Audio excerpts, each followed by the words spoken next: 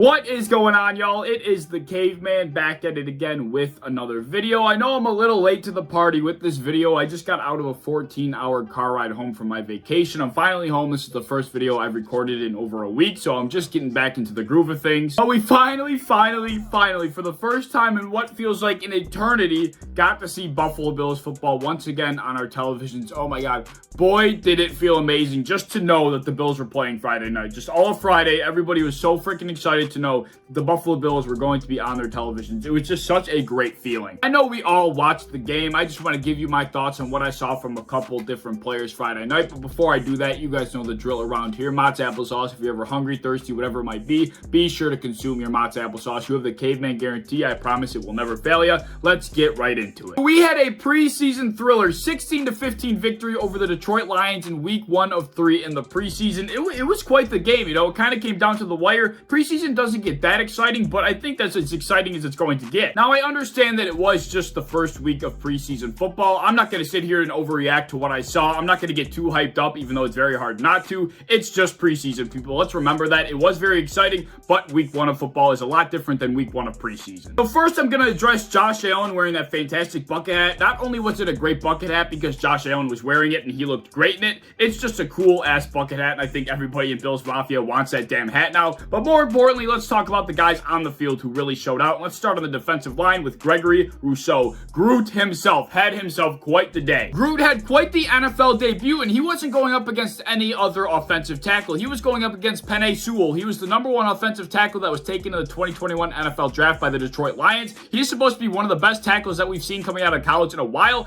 and Gregory Rousseau kind of bullied the shit out of him. 11 pass rush snaps. Gregory Rousseau had 3 pressures and 1 sack. I kind of thought on the sack that Jared Goff kind of bitched out of the way a little bit. Like, Gregory Rousseau didn't come in and completely wrap him up and throw him down. I think Jared Goff was being very careful considering it was the preseason. He saw somebody coming that happened to be a humongous human being and kind of hit the deck, but I'm not taking that away from Groot. He still got there. He still got the job done. It was quite an impressive debut for a guy that's supposed to be a project for the Buffalo Bills coming out of the first round. He didn't look like a project. He looked a game ready. Refraining from getting too specific, Daryl Bam Johnson had himself quite the week against the Lions as well. We all thought he was probably going to make the team because of the role he serves on special teams, but he went out in the first week of preseason and proved his versatility. One other guy that I want to make a quick note of, as pointed out by Bruce Nolan on Twitter, Carlos Boogie Bastion was on the field with like 2 minutes left in the 4th quarter of a preseason game. That might be a little bit concerning. I'm not sure what that was all about. We can all speculate from the outside, but that's certainly something to watch. But overall, the defensive line looked pretty damn good. The pass rush was getting pressure. They were getting home at some points. It looked pretty good, and you would kind of hope that the depth would start to flex its muscles because we did kind of put all of our eggs in that basket this offseason. The one guy on the second level that I really want to point out, as you could probably guess, was Andre Smith. He had himself quite the week. He had an interception negated, but he was playing sideline to sideline. He had himself quite the game. One of the hottest positional topics this offseason has been the cornerback 2 position between Dane Jackson and Levi Wallace.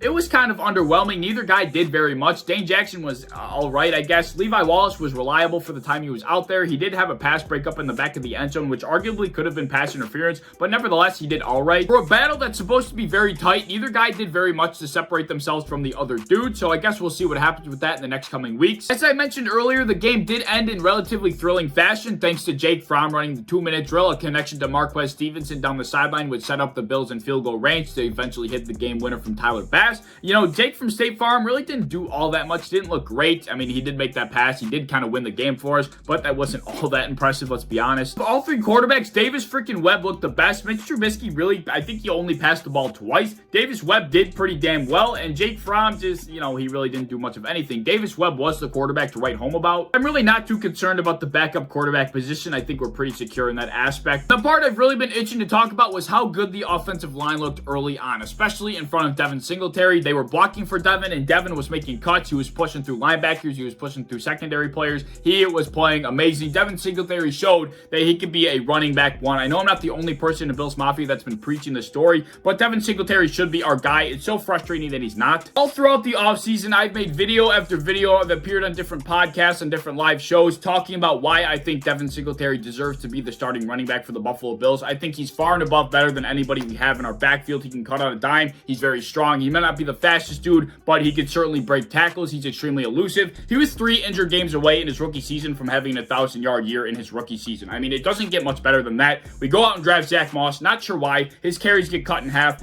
It doesn't make any sense. Devin Singletary is the best back we got. We need to use him. The other running back that played a majority of the snaps in this game that I do want to talk about was Matt Breida. Everybody was saying his stock went down because of this game. I really don't understand why. I'm not going to sit here and bullshit you and tell you that he played out of his mind, but he certainly didn't play as bad as everybody made it out to seem. Some people were arguing that Matt Breida missed some opportunities to bounce the ball outside and really showcase his edge-burning speed, but in my opinion, he was keeping the ball in between the tackles to show off his versatility. I think everybody knows the dude is fast. He doesn't have to prove that to anybody. And although his stats weren't the prettiest, he was running hard. He had a couple like 3 or 4 yard gains that were some hard-ass runs. Like, he was not getting some easy yards. Throw a couple on screen. I mean, there was a 3-yard carry he had where he really had to fight for it, and that was not the only carry where he had to do that. He was fighting for his yards. So his stats might not have been the best, but he showed his strength in between the tackles, and he could show that he has the ability to run between the tackles and run on the outside and showcase his speed. So I don't understand why everybody thought Matt Breida played so bad. I think there's a lot more to come with this guy, so I'm not going to give up on him in the first week of preseason. People need to just relax with all of this. Shout out to Cody Ford for getting a little nasty down in the trenches as well, but the guy that really showed out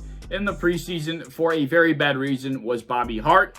I'm not going to tell you why. I think everybody knows what I'm talking about. That leaves me off with the two fellas on the special teams unit that just balled out. Let's start with Matt Haack. This dude balled out. I mean, he was pinning the Lions down deep time after time. Matt Haack certainly is showing that we didn't need Corey Bojorquez. He's going to replace Corey Bojorquez, and he's going to do even better. Matt Haack, he's stellar. And then how about this guy? Money T-Bass, Kick-Ass, Bass, Money Bat, whatever the hell you want to call him. This kid is going to be one of the best kickers in NFL history. Like, that might be crazy to say, but he is just oozing confidence, and he has a cannon of a leg. That is a lethal combination. T-Money Bass went 4 for 4 on kicks in this preseason game, 3 for 3 on field goals, hitting a game winner from 50 yards out. First week of preseason, goes out there, acts like nothing, no pressure whatsoever.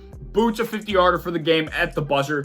It doesn't get any better than that. I feel like the punter and the kicker are really the only two guys on the team that get actual in-game reps, because you're not going against second string or third string or first string or whatever it might be. It's just you kicking the damn ball, and it never changes. It doesn't matter if it was the preseason. These guys went out there and did their damn job perfectly, and that's what you love to see. We know that our front office, we know that Sean McDermott, Brandon Beane do not take special teams lightly, and these guys, they're just lights out. What else can I say? If I were to give out some medals for the top 3 performers in this game, I'm giving gold to Tyler Bass without a doubt. I'm giving silver to Devin Singletary, and I'm giving bronze to either Gregory Rousseau or maybe Andre Smith. It's extremely close. I'm just going to give them both medals because they just both played amazing. It was just such a great day all around. It was just awesome to have Bills football back. So besides for a couple Bobby Hart miscues, it was a fantastic Friday night. Let me know any thoughts you have down in the comment section below. Like I said earlier, I'm not reading too much into the preseason. It's just preseason. We can't take it too seriously. Everything changes once the regular season begins. We know it's a whole different demon, but it's just great to have football back on our televisions, and I think everybody can agree on that. Leave any thoughts you have down in the comment section below. If you enjoyed the video, as always, please like, subscribe, do all the fun stuff. If you want to hit the bell to be notified when I upload, I would appreciate that. If you're going to go over Twitter, follow me over there. I would appreciate that as well. I'm a part of the built-in Buffalo content creation team. If you enjoy Buffalo Bills content, be sure to go follow and subscribe to us on any social medias that you might have, and I hope to see you in the next one.